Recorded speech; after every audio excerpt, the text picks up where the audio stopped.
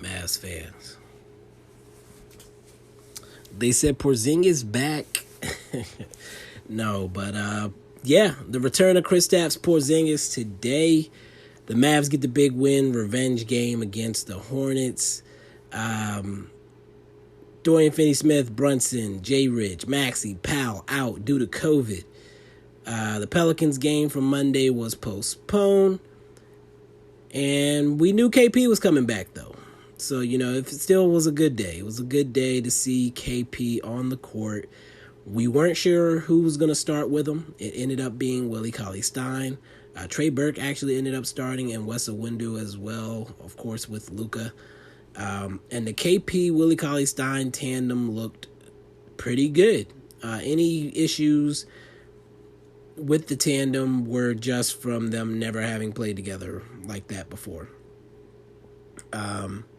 So yeah, I was a big fan of that tandem. I'm curious to see how it develops, and I'm wondering if they're trying out a big man beside KP because they might be considering a bit better big man beside KP. We'll see. But yeah, the jumbo lineup was fun. Luka was flying around on defense. We're a legitimate defensive team. Like, even without some of our best defenders tonight, we looked great. And we'll get into that later. I did bring a guest onto the pod, my friend Josh, who is now under the handle, I guess is what you would call it on Twitter. Twitter handle, Hornets fan 88. I'll make sure all his info is in the links that I tweet out and all that good stuff. But me and Josh had a good conversation. We talked about the game. We talked about the blockbuster trade that went down today. And we touched on the COVID situation as well had but it was a good conversation. We did get some questions as well. I usually don't do those on recaps either, but I had somebody on, so I figured might as well go all out, get the questions as well. So hope you enjoy the podcast. This is why it's a bit longer than my recaps usually are. Again, we do talk about the game a bit, but then we talk about some other things as well. So do enjoy.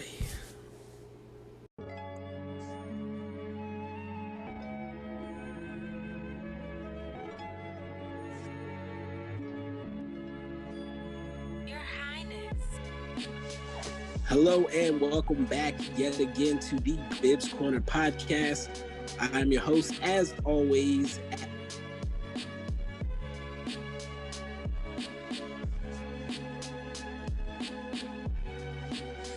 I forgot my name.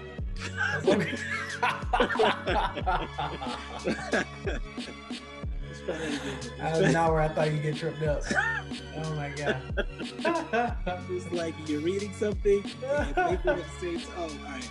I'm keeping this too. I'm not cutting it out. All right, let's try that again. Welcome back yet again to the Bibs Corner podcast. I am your host, as always, Mike Bibbins.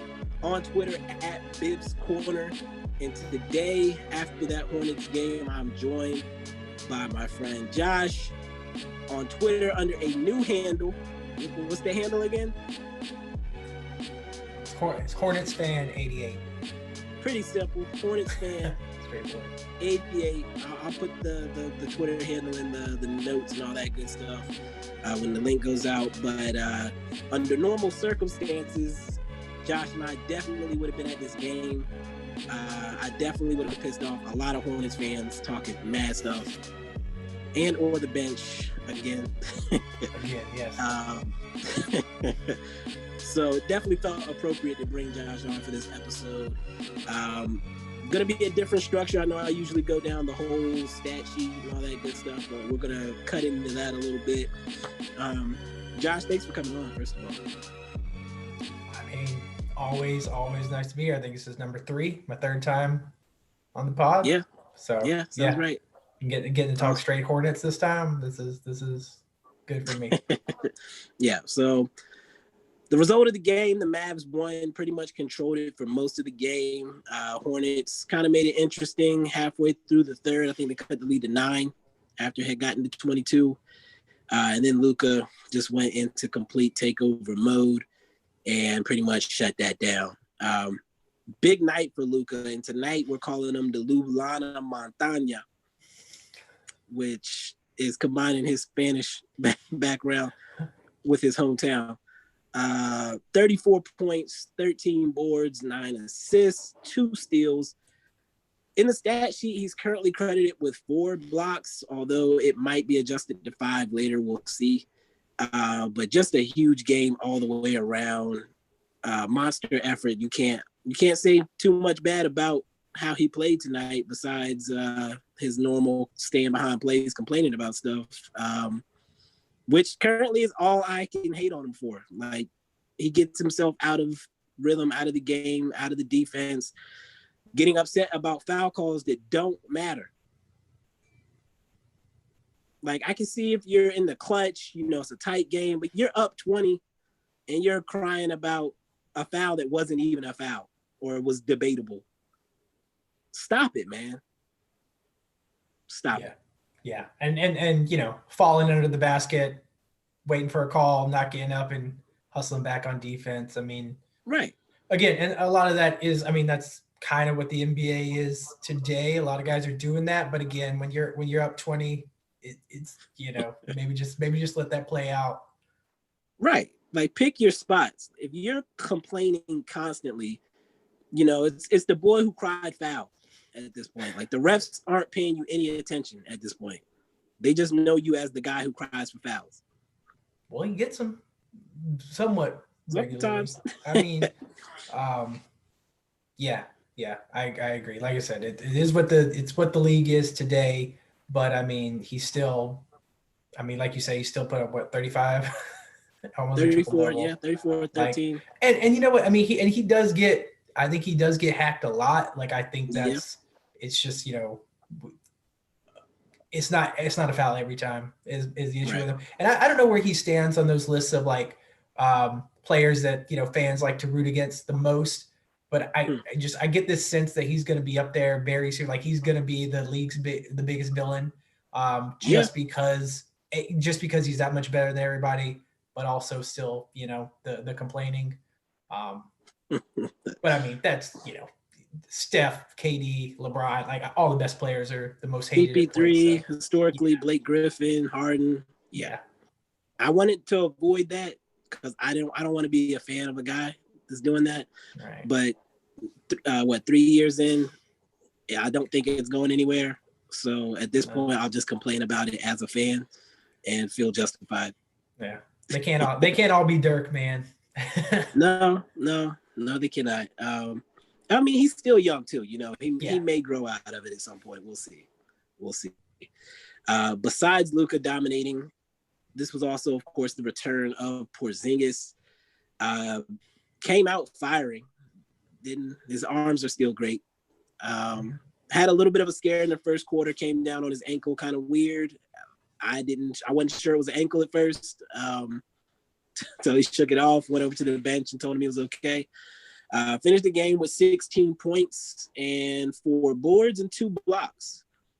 As I mentioned in the intro, started with Willie Cauley-Stein, and the 2 big man duo worked out amazingly. Defensively, it was hard for the Hornets to get anything going, especially attacking the rim, because we had 2 7-footers that like blocking shots waiting back there. If you got one drawn out to the perimeter, the other one was still there. They were able to cover each other's backs a couple of times.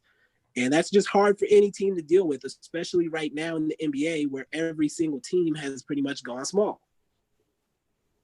I've said this a million times. I'll say it a million more times. When the league is trending one way, you don't follow the trend if somebody has perfected it already. You set a new trend. Now they have to deal. If we are committed to playing 2 7-footers that are mobile and athletic, teams will have to adjust to us.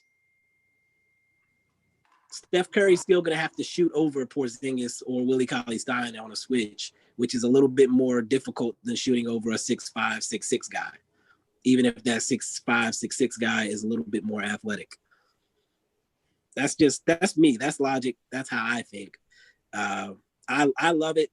If they're experimenting with this because maybe they're considering a Drummond move or John Collins or whatever the case may be next offseason, then I'm all for it. And if Willie Cauley-Stein ends up becoming the backup and Powell just kind of marinates on the bench with his contract, I don't care. That's fine. It's fine with me. If we trade Powell, that's fine with me. How do you feel about that tandem? I mean, from what I saw tonight, I mean, that's, it looked, they made, I mean, our team looked tiny, even Bismack next to Willie Cauley-Stein or Porzingis looked small. Not to mention, next to Boban, not that he's bringing that same physicality necessarily, but yeah, I mean, I totally agree. Like you can't trend with the league. You got to always be, one step ahead. And not every team's got a Curry or a Harden or a guy that's gonna, shoot the lights out. Like you saw that. Like we have good shooters, but I mean, when all you're doing is moving the ball around the perimeter because you're scared to drive, and if those shots aren't falling, you do not stand a chance. Exactly. Yeah, I mean, we lost the game in the first quarter. If you look at the, the box score, I think we won the third and fourth quarter. I think the second quarter was like a point difference, but that first quarter, I mean, Mavs doubled our score. Yeah, it was 32-16. Yeah, it was pretty ugly. And you could see they just didn't know what to do. Like their offensive game plan was pretty much taken away from them because going to the basket was not an option. And absolutely. All our perimeter defenders could just play extra hard up close to whoever they were guarding because they had help behind them, no matter who it was, whichever side they were on. Yeah. So, yeah, I think it worked out amazingly. And at the same time, you could still tell that they aren't used to playing with each other. Right. Like there were still a few slips and lapses. So once they start to gel, KP gets his legs and whatnot under him. I mean, the sky is kind of the limit, in my opinion. Other guys, Hardaway had his 18 ho-hum. We mentioned Cauley-Stein. With Porzingis in there as well, he ended up with 14 rebounds tonight. 4 points. I think one of them was off a lob from Josh Green. 3 blocks as well. So to combine, they ended up with 20, 18, and 5 blocks. I will take that all day. Green played significant time, 18 minutes tonight. He had 5 points and 5 boards. He was flying all over the place tonight. So for all you Josh Green haters, deniers, questioners, shut the hell up. Just shut up. The kid had not been able to get an opportunity to make any noise. And y'all are already saying, oh, we should have drafted Maxey, or oh, we should have drafted this guy. Man, he had not played. Like, what are you talking about? And it's not like he had not played because he was just bad. We are a team that is trying to contend. We have Luka Doncic. We have 28-year-old veteran players that score 18, 20. Who's he supposed to be playing over? It was the 76ers put Maxey out there for 40 minutes because they had 7 players. And none of them could dribble the ball except him. So, yes, he had an explosive game. That's what you would hope for a guy that's in the NBA. If we had a situation where Josh Green was the only guy that could handle the ball, I'm sure he'd probably get a 20-point, 10-rebound game. That's how basketball kind of works. So I'm done with the whole Josh Green, is he a bust stuff. The kid has game. We just need to let him get comfortable and find situations to use him. We got a lob to him in the open court. We push the ball to him. Like, he runs the floor. He's bouncy. Like, this is what he does. And he plays good defense. Do you have any observations on Green? Well, so and Carlisle is historically known for not playing his young players, right? Right. I mean, that's just what it is. I mean, he's on a team. Like, Luka was an exception because Luka is just an exception to every rule. Like, he's not supposed to be – like, a guy like him is not supposed to be dominating like he is in general. Like, but Green, to me, looked good. Like you said, moving around a lot. Looks real springy. I mean, 5 points, 5 rebounds, 18 minutes. I agree. I mean, if he gets more minutes, he's going to get, he's going to be effective. But, I mean, you're a rookie on a team that is a championship contender. Like, you're not supposed to. You weren't I don't think he was a lottery. It was not a lottery pick, obviously. No, he was just outside, 18th pick, I think? Yeah. Yeah, I mean, you're not supposed to come in and get a ton of minutes unless you're just a true difference maker. But, I mean, rookies got to grow. To me, he looks like a key role player right now. Again, I don't follow the Mavs as closely as a lot of people who listen to this podcast or on Twitter. So I don't know his game as in depth as they might, but to me, one game like he looked like a guy that has a place in the league. Right. And that was my impression from day one. Like he just looks like he belongs. He's a kid. Like he went to 1 year of college that was cut short from COVID. He had no training camp. And he's out there playing with an MVP candidate. Like there's probably a little bit of nerves and not knowing what your role is. And should I take this shot when I have, all-stars on the court with me? Like it's probably a little weird. Yeah. So I will say his facial hair throws me off a little bit. It's just further back than like a goatee is traditionally. Like it's not on his chin as much as it is on the underside of his throat. And might be a Australian thing. I don't know. It might. I think it might be like the patch of hair on the back. Or the remember Yao had the thing underneath his chin. I think okay. Yeah, I think I do remember that. I don't know. It might be something over there in that part of the world. That was the one thing that gave me pause. His game looked good though. His game looked. That good. might be why he's kind of falling down the road. No, I was kidding. No, but yeah. I like Green. We mentioned Boban. He played 15 minutes tonight, 8 points, 5 boards. I mean, he's Boban. He's just gigantic. You can't move him. He probably could have had 15 points. I think he missed like 2 or 3 tip-ins. And guys bump into him, guys foul him. He attracts 3 or 4 guys anytime he touches the ball. Like, you have to throw him out there just to mix things up sometimes. And again, he was effective in his time. The other notable thing that kind of happened in this game was the Gordon Hayward injury. So I think that happened in the third quarter. I think around the time that the Hornets had gone on the big run to cut the lead to 9. Saw him kind of pointing at his hip. Thought it was either his hip or his groin. They did say it's his hip. I believe the update after the game was that he would be day-to-day with the hip injury, a strain of some sort. So we'll see about that. It kind of sucks because he's been hooping lately. I think a lot of people have slept on Gordon Hayward after his time in Boston. Thought maybe he was done after the injury, perhaps. But he's hooping. He just looks like very comfortable. He looks like that guy. Like anytime he's out there, I think he can go for 40. Josh, I want your perspective as a Hornets fan, though. Oh yeah, I mean, so going into the game, I thought tonight was going to be Luka battling Gordon. I thought those two guys were just going to go back and forth. It didn't work out that way, but yeah, I think Hayward's having his best. Like, I think he's having a career year. I think just being able to, this is his team. Because I think he kind of. I don't remember if he was an all-star his last year in Utah. I think he was. Yeah, but I mean, he had shown there when he has a team and he can be the main guy. Like he can carry the load. He's definitely been doing that this year. Surprisingly playing up to that contract, which was kind of pretty widely panned when it happened. People were calling it the next Nick Batum contract. But I mean, so far he looks great.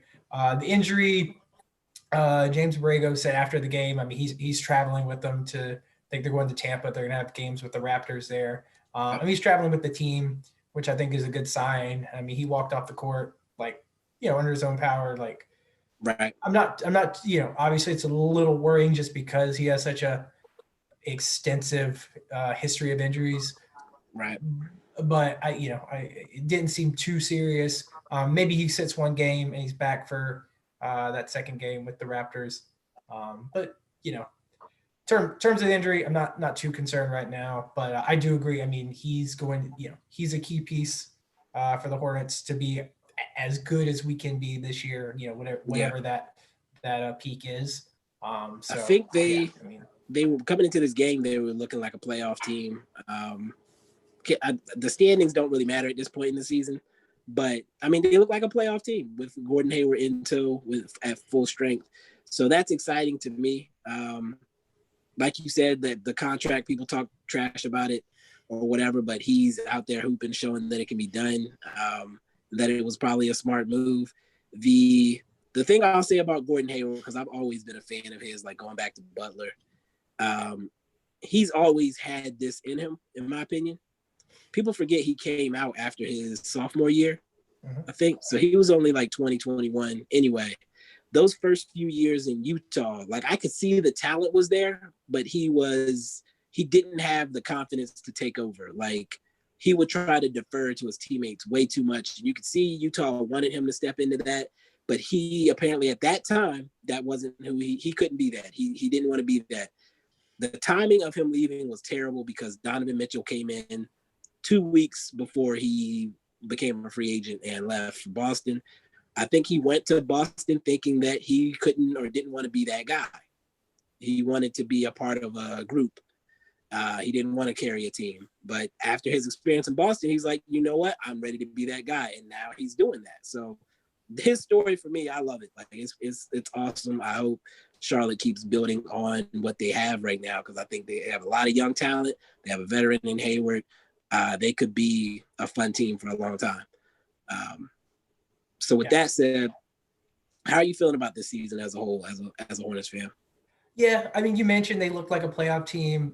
To some extent, I agree with that, but they look like a fringe playoff team. It's easy to forget. Like I think some of the wins against the Hawks and the Knicks. I mean, they were good wins. Those teams are in the same boat, though. They're young teams that are up and coming. So when we play a real contender like the Mavs, who are missing 3 of their best, if not their 3 best defensive players, and we pretty much get trounced. You come back down to earth a little bit. You realize we're not quite there. Yeah, definitely so. But I agree. I mean, hard as a Hornets fan not to be incredibly optimistic because I mean we have an all-star player who's playing like an all-star. We have a rookie who's playing like rookie of the year caliber guy. Almost definitely going to be a first team all rookie player and making the team better. And then just other guys like Rozier having a big year. PJ Washington's improving. Miles Bridges having a good year. So yeah, I mean, just nice to see the team progressing, really doing that, following the process type playbook of just, building slowly. I think all the guys, all the main key players, except for Bismack, were signed or drafted since 2018. I mean, Bismack did come over a couple years ago from Orlando, but they drafted him back in Evan, I think. So they're very familiar. Yeah. But just so a lot of young guys and new guys, and they're building it up the right way. And then you get a guy, like you said, you bring in a guy like Hayward to make them competitive now, so they're not just a bunch of kids running around looking goofy. I think that he kind of brings it all together. I think, and like I said, I thought it was an amazing signing, personally. We would be remiss to talk about this Mavs Hornets game without discussing the Martins. I would like your perspective on the Martin, Luka Doncic, James Johnson, whatever, the beef between these Martins and the Mavs. Yeah, I don't remember which Martin it was that got into a scrap. Don't spend any energy trying to figure out which Martin. They both got into the scrap. Look, if your choice is to have beef with or James Johnson or Luka, I guess I would take the Luka beef in that situation. But I don't know what it is, man. Those guys, I think some of it might have been carryover from the last game. Some, maybe some stuff was said last game. They just brought it back. I don't know what the deal was. I don't know what the tech was for tonight. I wasn't sure either because I only saw Luka. Maybe they heard what the Martin kid said to Luka or something. I have no idea. Yeah, I guess so. But like I said, if you James Johnson is the guy you do not want to be in that situation with. So, I would save it for when you're playing the Kings or someone playing any other team. I don't know. So even if your brother's with you, I'm still not messing with James Johnson. Absolutely not. It's just a weird team to try to have beef with in general, especially when you just getting pummeled. I don't know, man. Just walk off. Like I'm trying to imagine what he could have said to Luka that would have made any sense to say when you're getting beat down. And that's why Luka was just like, he said whatever he said, and then he walked off shaking his head like, this kid's an idiot. Do they do this against other teams? I mean, I watch a few Hornet games. I know that I think Caleb is the one that's a little bit more feisty in general, but I haven't seen it this season except for in the Mavs game. Yeah, I kind of think they're both pretty quiet overall. I mean, like, they play aggressively, like they attack the rim like aggressively. Right. Obviously I think that's going to come out in your personality a little bit, but no, I mean, I don't ever see them like, mouthing off with other guys at all. I mean, this is super and that's why I think this must have been some hangover from that last game. I think there's just tensions in general. Okay. I don't know. It's weird. I don't know enough about it to even know what's happening. Yeah, they're interesting. I guess you need those type of guys on your team. I kind of asked for that last season because of guys trying to punk Luka. Like, we can't have Luka getting texts in those situations. I would rather it be James Johnson. Right. Well, you need a goon. I mean, that's why you got to have those guys. Yeah. But right. I don't know if those are. I don't know if the Martins are goons. I think to me they might just be a little mouthy, and like that's not the same thing. They definitely talk. Yeah. But yeah, other than that, it didn't explode this time. There was no almost fight. It was just Luka having to tell somebody, "I'm not a biatch. Like, you're not just gonna talk to me any kind of way. Talk to me nice." Okay. So with that, then let me move. Where am I? I've been clicking around my notes. We would be remiss to do this and not discuss the large picture NBA stuff that is going on. First of all, the COVID situation. 16 players, I think, right now have the virus, and maybe 30 or so are under protocols, maybe more. I think there's been several postponements this week. I'm not going to say the amount because I don't know the amount off the top of the dome. Several postponements this week.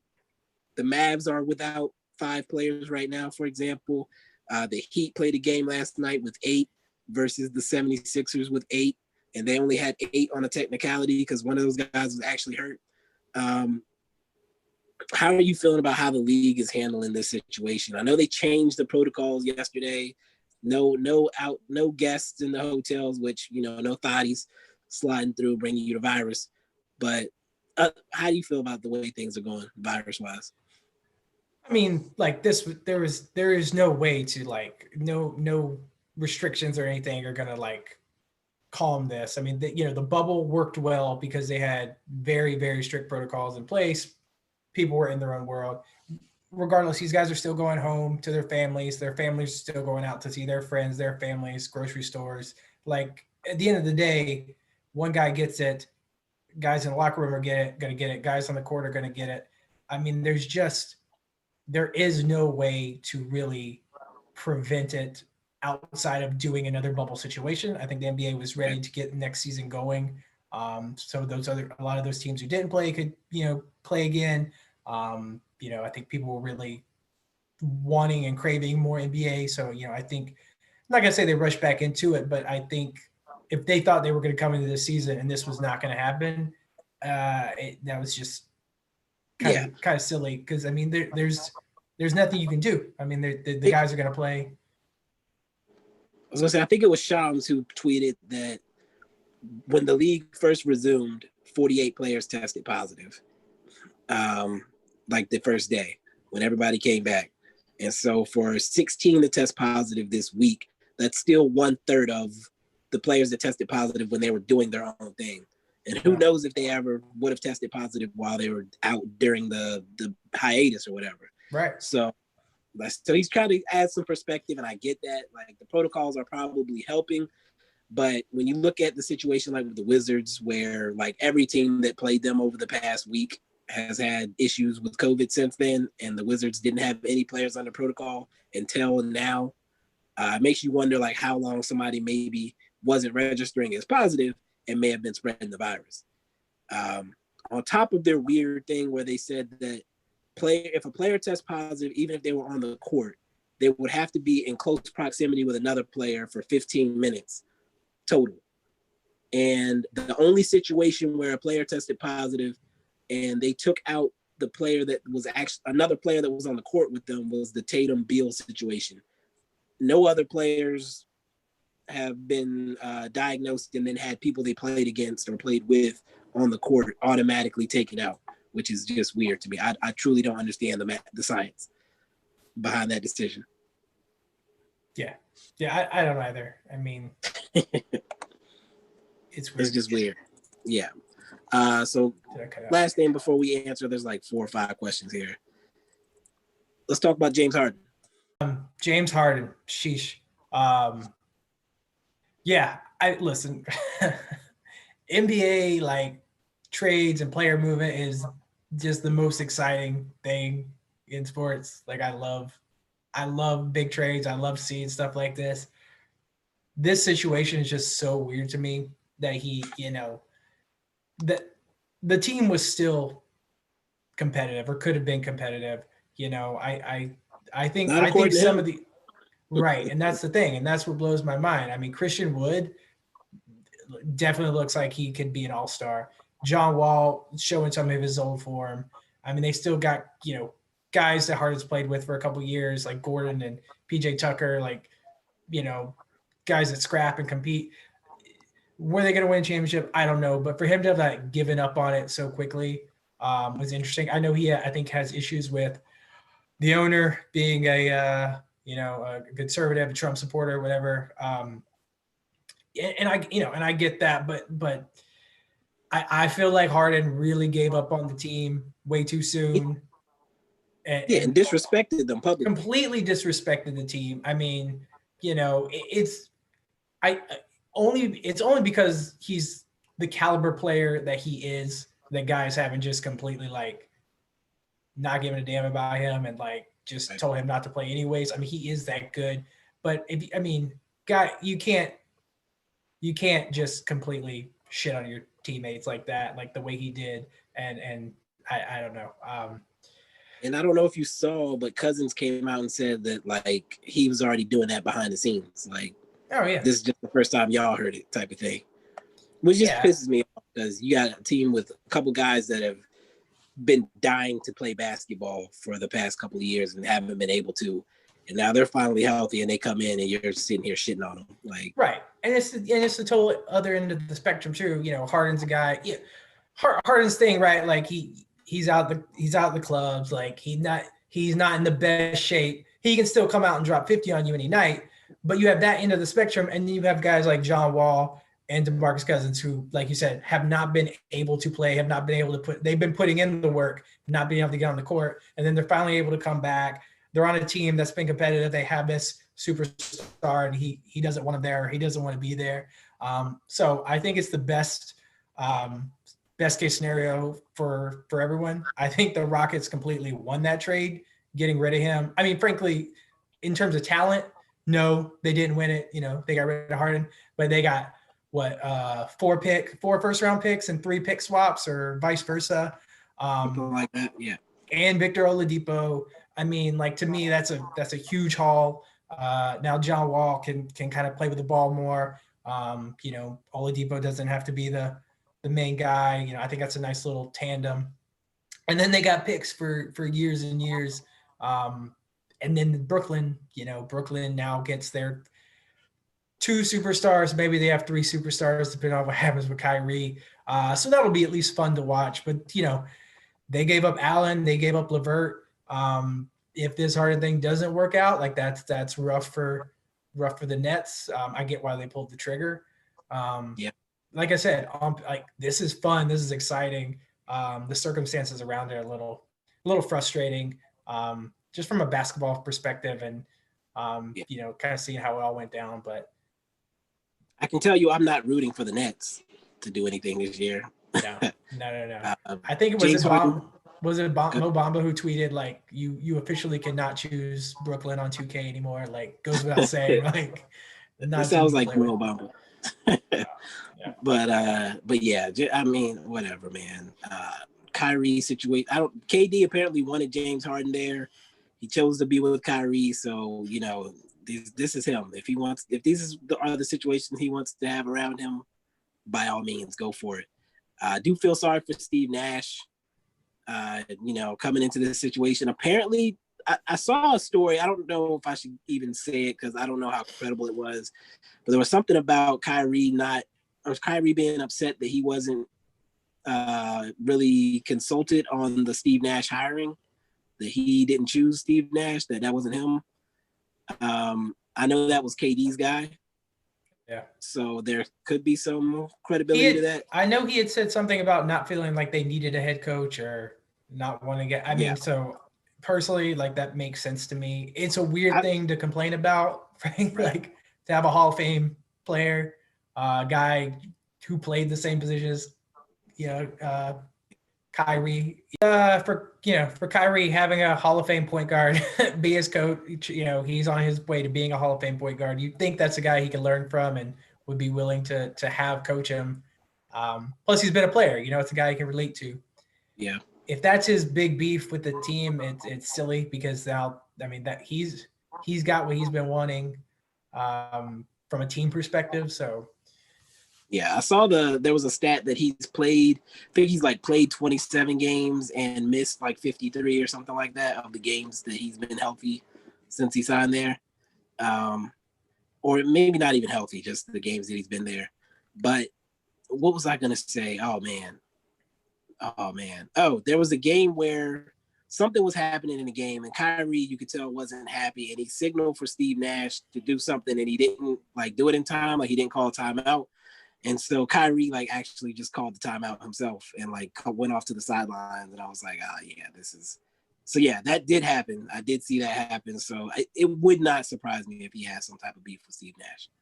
Can you think of any other team as talent, any team that's as talented as this that you just would not want to be a coach for? You know what I mean? Yeah. In terms of straight talent, that might be the most dominant big three. I was gonna say maybe that last year of Shaq and Kobe, but sure. Other than that, I can't think of any other situation where you don't want those guys. Prime KD, prime James Harden, prime Kyrie is just a nightmare. I'm talking against big three in Miami. I'm talking. Yeah. I'm saying those guys at their best. That's unbelievable, but what a mess so far. Just looks like a disaster. I think I saw a lot of Mavs fans say I went from feeling sorry for Steven Silas with the Rockets to being sorry for Steve Nash with the Nets, right. Immediately. So, that's a tough situation to deal with. Let's briefly touch on these other teams before we do these questions. LeVert to the Pacers. I like it. I like him with Sabonis. Sabonis is a guy that's underrated. He was an all-star last year. I think he might be an all-star this year. All in the East now. The East is a little more crowded for him, but I think getting LeVert to kind of letting him be a go-to scorer, a go-to guy. Yep. I think he will start to stand out a little more. I think more everyday fans will know his name sooner rather than later. Yeah. So I like that for him. Yeah, great situation for him. Brogdon. That's why I wanted Brogdon in Dallas, because he's the type of guy that, he's shown over these past few weeks he can be your main scorer as a guard, but he doesn't have to be, and he can still be highly effective as your second guard on catch and shoots and stuff and drive to the hole in the pinch, stuff like that. So I really like that Pacers team. I already was a believer. I don't think LeVert for Oladipo hurts them at all. It might even help them, because I think LeVert being able to be a mid, he can score at all three levels. So you take out Oladipo's, I think he had one all-star year 2 or 3 seasons ago. You take out that one season, I don't know that Oladipo's that much better than Karis LeVert. Really. I agree. So yeah, that might be maybe a better defender, but we'll see. I guess we'll find out. All right. Jarrett Allen to the Cavs. I'm not on the Cavs bandwagon right now, so I saw it and my initial thought was, I feel bad for him. But I think we talked about in the preseason, the preview, they got a good up and coming team. They got Sexland back there now. You know what? Which I think I personally love it. I like the name. It's nonsense, but I think Larry Nance tweeted Sexland is surrounded by trees or something like that. Yeah, they got a big guy and 22. Jarrett Allen, I think, is 22 years old. right now. Super young. I mean, stupid young. Works. He's on their timeline. Absolutely. He makes total sense with that team. You know, they can let Drummond leave after his contract's up, and they got to really – or trade him. Hell, trade him, man. And they have a really nice young core to build around. Again, I'm not the biggest believer in him, but if I'm a Cavs fan, I'm pumped to get Jared Allen. Yeah, I think, in my opinion, and we'll talk Oladipo to Houston. Did we already touch on that? I'm not sure. No. Oladipo to Houston as well. We might touch on it. Like that, like I said, from a culture standpoint for Houston, I like that. I think Oladipo, no matter what he's been saying, I think he wanted out of Indiana. You know, again, he just did it quietly. Yeah, exactly. Not the same way. So yeah, I mean, I think he'll bring good defense. Like I said, I think Wall now gets to be primary ball handler. I think he's just going to keep coming back. I mean, he's had games where he's looked like John Wall, you know, of yesteryear. So like I said, Christian Wood too has just been great. I think you had Oladipo, a guy who wants to be there, who can score, plays defense, doesn't demand the ball necessarily. I think he fits right into the team. I don't know that they're necessarily a championship contender. I don't think they are. I don't know if they have to be. They don't have to be, but I think they can be very competitive. I think they're going to be a team that gives the big contenders problems at times. And again, now they've got just draft picks they can keep building and building. Right. So at the end of the day, I think it's a win for them as well. I think every team kind of won when you look at it, in my opinion. I do too. Yes. The biggest question mark is the Nets, but they were already a question mark with what Kyrie was doing. So it's kind of an all-in situation, and you just have to hope the cards turn out all right. So the trade, like I said, I think all four teams technically got better in one way or another. So that works for me. Going back to this Mavs Hornets game, because I don't want to keep you hostage too much longer. Did you have a player of the game for the Mavs? I mean, for the Hornets? Yeah, I was going to say, man, I don't think we've actually dug into the game as much. If I had to pick a player of the game for the Hornets, maybe I'm giving it to PJ Washington. Okay. He had a double-double. They were weirdly felt like they were running the offense through him a little bit in the first quarter, which maybe a problem. Maybe that's what we were outscored by 16 in the first quarter. But he had a good game. I mean, he's definitely, really bounced back. I think he struggled in the preseason. But I think since the season started, he's been playing really nice. What did he have? He had 16 points, 10 rebounds, 6 assists. So he was close to a triple-double. I think he had 6 early in the third quarter too. So he had some big shots. LaMelo just catches guys, he gets guys in great open spots with his passing, and he got PJ a couple good threes that he hit late in the game. So I mean, a lot of guys did things well here and there. If I had to pick if I had to pick a guy for Hornets player of the game, it's gonna be PJ. I'm a PJ guy. I have him on my fantasy teams and stuff like that.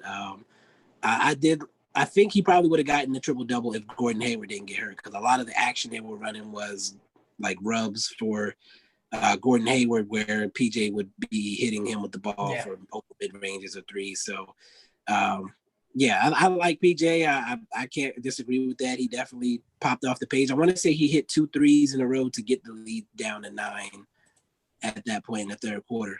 If I'm not mistaken. Let me see here. Who else do we have? So my player of the game for the Mavs, obviously Luka had the gigantic game, almost had a triple-double. Blah, blah. I don't really enjoy talking about Luka too much. Sadly, this is what I expect of him. So, I mean, listen, from someone who's not a fan of his team, and, I don't watch him every game he plays, I find it interesting. I when I texted you, I was going to say he's unguardable. But the fact is, he's not unguardable. He's just unstoppable. He can be guard. I mean, he had just guys in his face, a few steps outside of the 3-point line, and he just drills them it's nothing to him. And it goes up, and you just know it's going in. It's great. His style of play is just so fascinating to watch, because he's not a guy that's just blowing you away. I mean, he dribbles around a lot, and with most guys, you would just say like, okay, like make a move, but he's just always looking for it. And I don't know, he plays in a way that with other guys you would say that's like it's a bad way to play basketball, but he's so effective. Yeah. And he's unstoppable, man. It's fun to watch. And when you just when you expect a triple double from him, I think they said he's averaging one triple double every 5 games he plays for his career. Um, I mean, damn, like that's that's not a bad place to be as a fan. I'm No, jealous. exactly. Yeah. It definitely spoiled. Awesome. So transition away. Like I said, I'm not gonna hold you hostage too much longer. Did get some questions. There were 5 the last time I checked. I don't know if any more have come through. Let me retweet or refresh this. All right. These are in no specific order. So whatever they ask, we're both we're answering these. Right. So Mavs Evan number 2 said, I see the Hornets as being able to take over the pesky Pacers spot in the East within the next 2 years. Does that satisfy you as a fan? I guess that's for you. Yeah, sure. For now, yeah, absolutely. I mean, if we're a team that's scrappy and pesky and we're getting a 7 seed, 6 seed, in the next couple of years, yeah, that's I think best case scenario for us. Long term, we got to get better than that. But hell yeah, I mean we're a lottery team, easy. So if that's our outlook for the next 2 years, I'm happy with that. Okay. My man Kenny _817. Well, so when I put the call out for questions, I'm going to tell you exactly what I said. I don't know if you saw it. Going to have my man Josh on the pod. I'll take questions for the next 15 minutes. Mavs, Hornets, general NBA, life questions, or dating advice, whatever you need, we got you. Okay. So, from Kenny, what do you do if she ghosts you after the second date? It's a trick question. You got to be proactive. Ghost her after the first. Ooh. I'm not gonna be quite a dog. So if she ghosts you after the second date, spend like a day thinking about what occurred on that date. I mean, I feel like myself, I'm pretty observant and reading body language, and I would be able to tell if she wasn't feeling something. So let it marinate. If you don't get a response, don't like send 15 texts. Don't like call 10 times. Give it a few days. Send a hey, what everything all right type of thing. After like 3 or so days, if you still don't get a response, let it go. Move on. That is a truly thoughtful, heartfelt answer. I'm try to share my wisdom, on the pod. That feels like genuine advice, so that's better than my answer. Oh man, Josh, why are you so mean to these late nights? Yeah, me. All right. I'm a dog. So Chillin Godos, I'm not spelling that out, said, I see a change in their positioning that has them playing up closer than last year, allowing team to play passing lanes, get deflections, and contest shots more easily. What changes in the defensive scheme or technique have you noticed? Okay, I kind of got that. So I think I kind of addressed it earlier in the pod. When you have bigs on your back line that can make up for you overplaying on the perimeter, or you have other defensive guys that are going to rotate and step up, you can be more aggressive. It's what the Jazz do because they have Gobert. When you know that if your man beats you, it's not the end of the world, you can be more aggressive. So I think our team, like even tonight, again, we were missing 3 of our top defenders in Richardson, Maxey, and DFS. But even tonight, we look like a very strong defensive team because we have so many guys that play good defense. And then when you look at Luka now, who is locking up, which going back to last year, these are things that I said. When you bring guys who play defense intensely, it's contagious.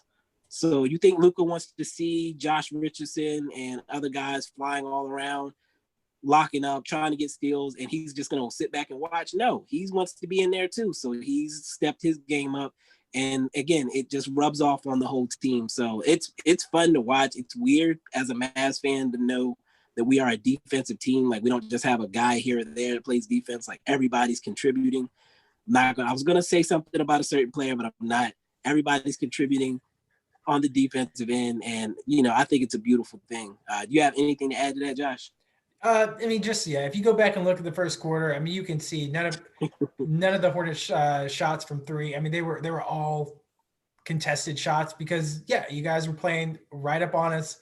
Like, we couldn't get any open space because, you're able to be aggressive. But Mavs look physical on defense. Definitely got a lot of steals, just, playing passing lanes, causing bad shots, causing bad passes.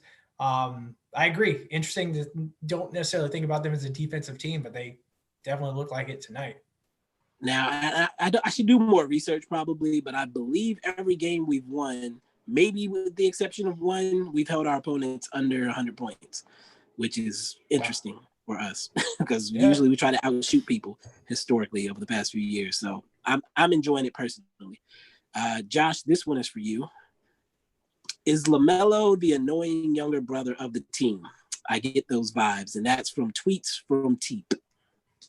I don't think so. I know he's really close with Bismack. I know there was a game last week. At the end of the game, Bismack, like, he was ready to fight him because LaMelo was trying to chase that triple double, gave up an open shot to Miles. But I think that's just a vet teaching a rookie like the right way to go about the game. I think guys like playing with Melo because his playing style is conducive to getting guys like open looks, and he's very, very willing to share the ball. I don't know. I've always gotten the sense that, like, LaMelo has this like TV personality, but like on the court in the gym, like, he's just a guy that's just quiet, just wants the ball. I thought guys like playing with him, so I don't get that sense, but that's just me. Yeah, and I think, he's a kid, so he's probably just going to give those vibes anyway.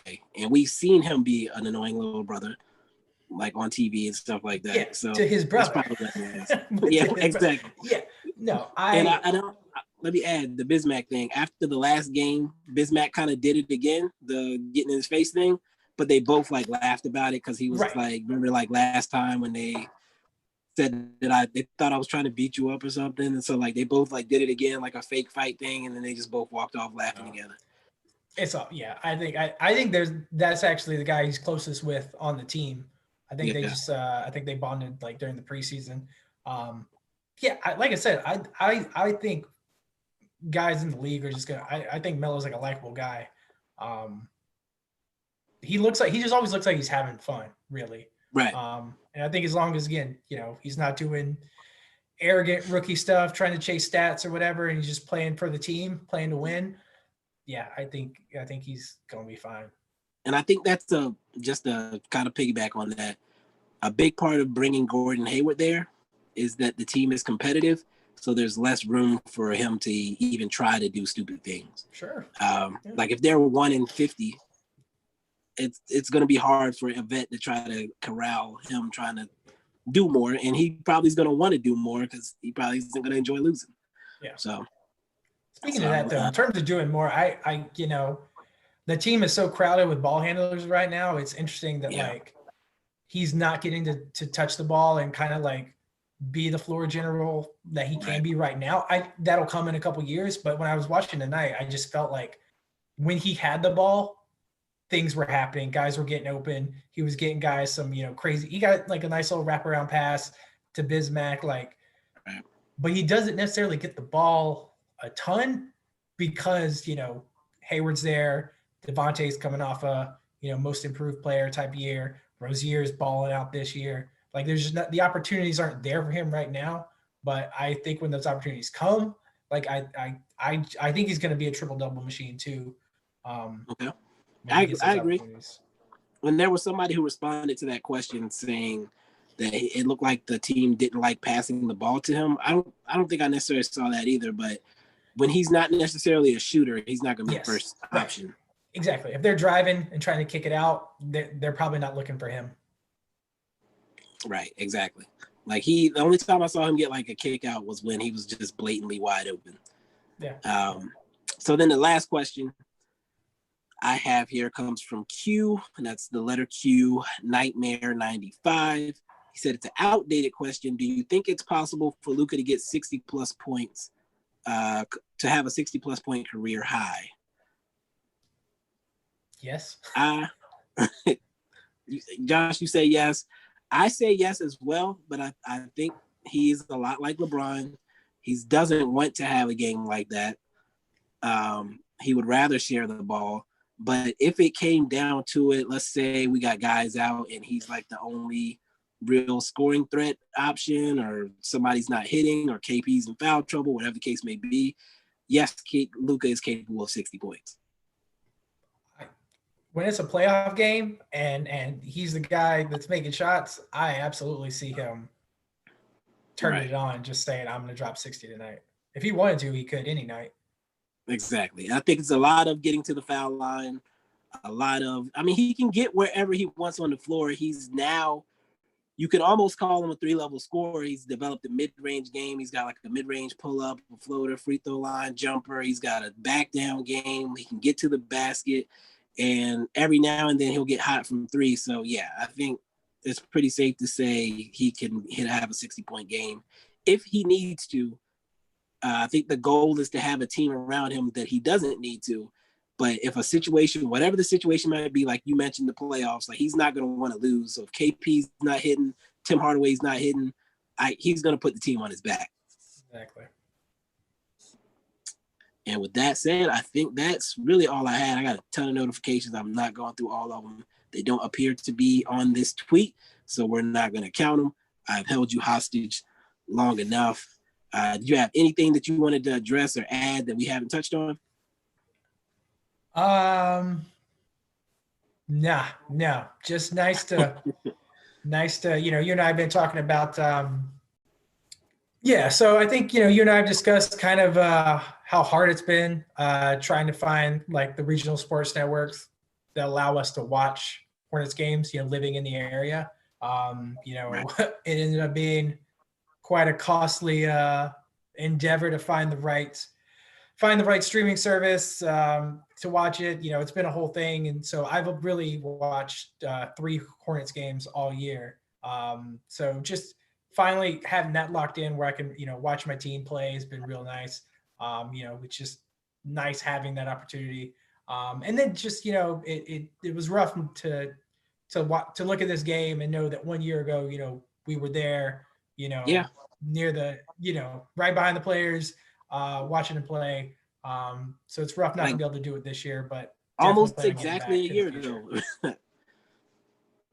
Yeah, like almost exactly a year ago, we were at the Mavs Hornets game in Charlotte, and COVID struck, kept us from going to that next game, and who knows when we're going to be able to go back to games again.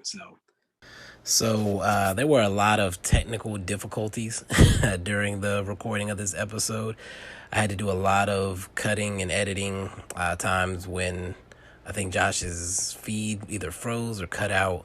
I think I got all of them, but if I didn't, I apologize. He cut out right at the end. So basically, Josh, if you're listening, thank you for coming on. Definitely enjoyed talking Mavs, Hornets, and just general NBA. I know we've got some stuff planned in the future as well. So everybody listening or who has listened, he did start, I think his other account was kind of private and kind of quiet. I think he said it's tied to like important things. So he did create a separate account just for sports talk. And it's Hornets fan 88. I think he follows me, so that'll be how you know it's him. Hornets fan 88. I know a few people had asked about his handle previously, so I think he is going to try to be more active in the Twitterverse. So that's where you want to follow. Again, thank you to Josh. Thank you to everybody for listening. As always, hit me with the 5-star review on Apple Podcasts. I need that in my life. I need that. And Yeah, I think that's it. Go Mavs. We'll be back for the Bucks game on Friday, unless. No, I'm not even going to say that. We'll be back for the Bucks game on Friday. We'll probably be without the same 5 guys again. At best, we may get Brunson back, which will add some depth to our guard rotation. We'll see. We will definitely see. But anyway, until then, peace.